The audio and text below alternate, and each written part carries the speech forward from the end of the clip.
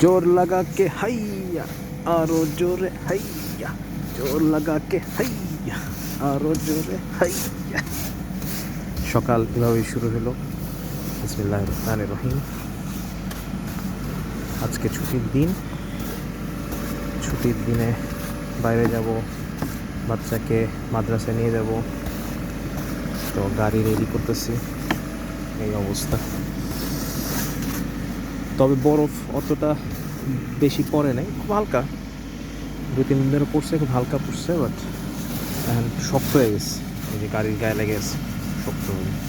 এটা আবার এটা 2 সাইড, একটা ব্রাশ আর একটা যে মানে চাষার জন্য, তো এটা আবার প্লাস্টিকের, তো গায়ে মানে দাগ মানে স্ক্র্যাচ পড়লে স্ক্র্যাচ হয় না, এটা পাতলা প্লাস্টিক। তবু আমরা মানে এগুলো ওভাবে উঠাই না, কারণ রিস্ক তো থাকতে পারে, তাই না? এনিওয়ে ওটা গলা যাবে, এটা মানে আমি যখন কোনো ভিতরে কোনো ইনডোর জায়গায় নিয়ে যাব তখন এটা গলা যাবে, সমস্যা নেই।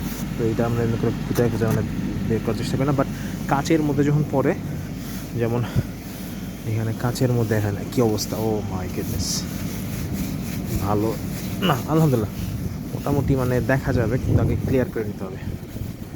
ক্লিয়ার করে, যেমন এই ওয়াইপারগুলো কিন্তু আটকে গেছে, একদম পুরো জমে গেছে।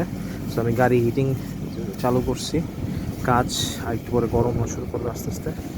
আগে বরফগুলো সরাই, তাহলে দেখতে সুবিধা হবে, মানে বলতে সুবিধা হবে।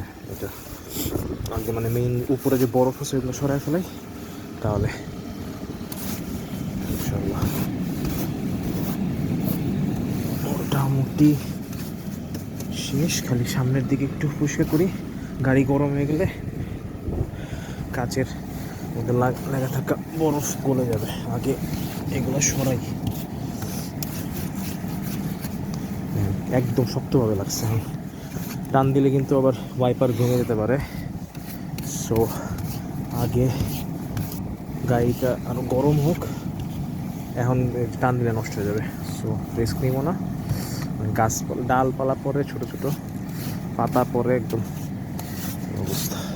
আর এই গাছতে পাতা নেই, উপরে খালি হয়ে গেছে। তো এনিওয়ে যাই, আমার হাত ঠান্ডা যেতেছে, গ্লাভস পরি।